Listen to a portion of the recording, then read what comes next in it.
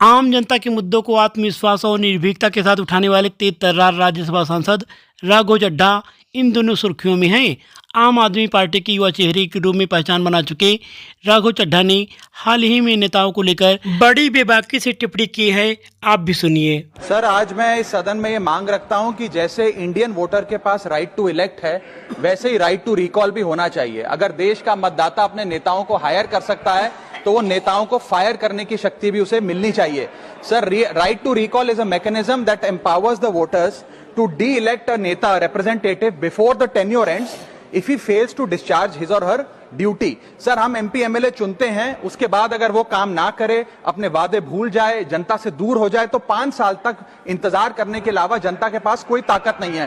कोई interim provision नहीं, कोई अकाउंटेबिलिटी नहीं, कोई परफॉर्मेंस रिव्यू नहीं, कोई करेक्टिव ऑप्शन नहीं। चुनाव से पहले नेता जनता के पीछे और चुनाव के बाद जनता नेता के पीछे। और सर, 5 साल is too long a period in this day and age. अगर एक गलत फैसला गलत नेता को चुनने का लिया तो लाखों लोगों का भविष्य अंधकार में जाता है और पूरा क्षेत्र पीछे जाता है। Sir, we can trust our voters to elect. हमें अपने मतदाता पे विश्वास करना चाहिए कि वो अपनी गलती बदल भी सके राइट टू रिकॉल की ताकत से। Sir, let me clarify that right to recall is not a weapon against politicians. It is an insurance policy for democracy. और भारत के संविधान में जब आप राष्ट्रपति को इंपीच कर सकते हैं टेन्योर के दौरान, उपराष्ट्रपति को हटाने का प्रावधान है, जजों को इंपीच करने के लिए प्रोसेस लेट डाउन है, यहां तक कि रूलिंग गवर्नमेंट के खिलाफ नो कॉन्फिडेंस मोशन लाकर आप सरकार बर्खास्त कर सकते हैं। तो एमपी एमएलए अगर आपका नॉन परफॉर्मिंग है तो उसको हटाने के लिए क्यों नहीं राइट टू रिकॉल मतदाता को देना चाहिए। दुनिया की 24 से ज्यादा डेमोक्रेसीज में राइट टू रिकॉल का मैकेनिज्म लागू है, जिसमें यूएस, कनाडा, स्विट्जरलैंड जैसे देश है। मैं आपको उदाहरण देता हूं सर, कैलिफोर्निया में एक गवर्नर क्रिस डेविस नाम के नेता 2002 में चुने गए।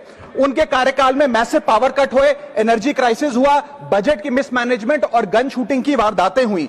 उसके चलते 1.3 मिलियन कंस्टिट्यूएंट्स ने एक पिटीशन साइन करके दी कि इन्हें रिकॉल किया जाए। वहां के चुनाव आयोग ने रिकॉल वोट कराया 7 अक्टूबर 2003 को और 55% मतदाताओं ने वोट किया कि इस नेता को बर्खास्त किया जाए।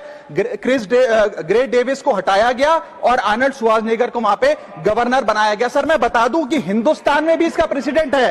कर्नाटक, मध्य प्रदेश, महाराष्ट्र और राजस्थान में रिकॉल मैकेनिज्म ग्राम पंचायत के स्तर पे लागू है और ग्राम सभा के लोग मतदाता वोट करके उन्हें वापस बुला सकते हैं। सर, लेकिन इसका मिसयूज ना हो, इसलिए हमें सेफगार्ड्स भी बनाने पड़ेंगे। एक थ्रेशोल्ड रखना चाहिए कि 35 से 40% मतदाता अगर साइन कर दे तभी राइट टू रिकॉल वोट करवाया जाए।